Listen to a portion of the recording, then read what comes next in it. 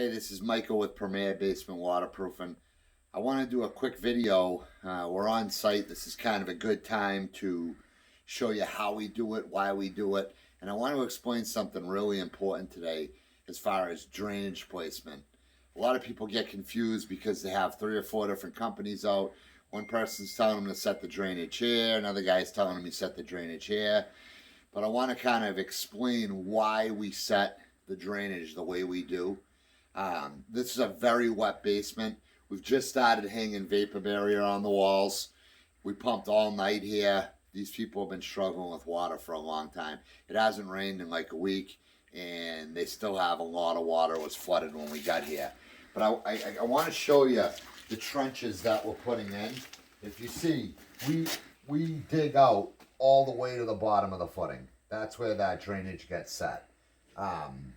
And then it gets all embedded in stone. You can see how much stone we put in these trenches. And one of the important things, a lot of people get hung up on is why don't you set drainage here? Because you'll have companies come out and tell you that the drainage gets set on the top of the footing. Bullshit. It gets set at the bottom of the footing. Ask any contractor when they build a new house where the drainage gets set. Not on top of the footing, on the bottom. The reason they put it on top of the footing is because it's easier and it's cheaper and it's a lot less labor. So to look how much more digging needs to get done. You think I do this for my looks? If you look here, right? So here I'm going to take a 2-foot level and I'm going to put it off the existing slab and I'm going to show you the measurement. So here, what do you got? You got 1.5 inches here, right? 1.5 inches of how you going to put a 2.5-inch drain on top of this footing and then put concrete back on. You would have to chip the footing, right? So what a lot of companies will tell you is this is the mud zone. They call it the mud zone. That's the biggest sales pitch. I got a bridge for sale if you believe that. This is where the water is. Where's the water? You want to let it come up here? You want to let your footing wash away? This is the proper place to set drainage, is the bottom of the footing.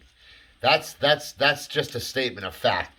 Up here, yeah, it's cheap and easy. You can get in and out and save yourself 2 days by selling this little box system that's going to sit on the footing and put 4 stones in here. But how are you going to put that drain in there and then get your concrete back over the drain? You got to chip the footing. That's the only way to make it happen, or go down into the mud zone. It's just that sales pitch has gotten old. This is too deep. No, this is where you want to get that's where the water is. That's where you get the water if you don't want to have water.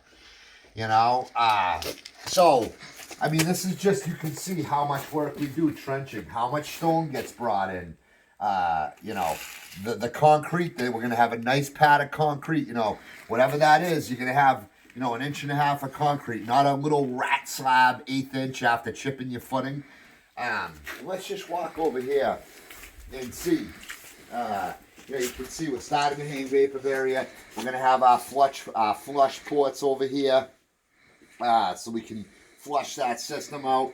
And then, look at the stone we're putting in. This will all get flanged.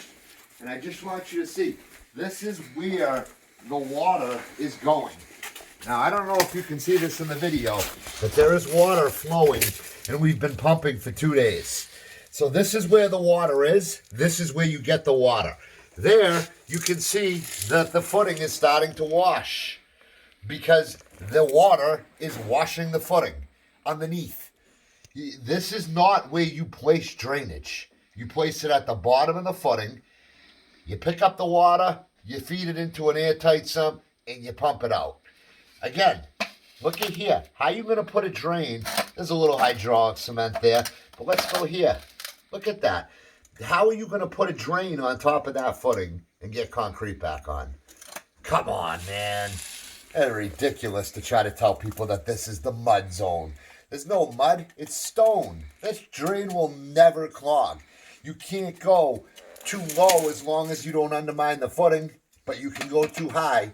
If you want to cheat and have a rinky-dink bullshit drain system put on top of the footing, that's fine. We can come in and jackhammer it out in 10 years. If you set it here, it's game over for water. If I just wanted to explain that to people because that's a big sales pitch, the mud zone and the too deep and all the nonsense. Ask any builder where they set their drainage when they build a house. It's at the bottom of the footing because they don't want the water to get up there to beat that cove joints in the first place. Trap it here, send it to a pump. You'll never have water in your basement again.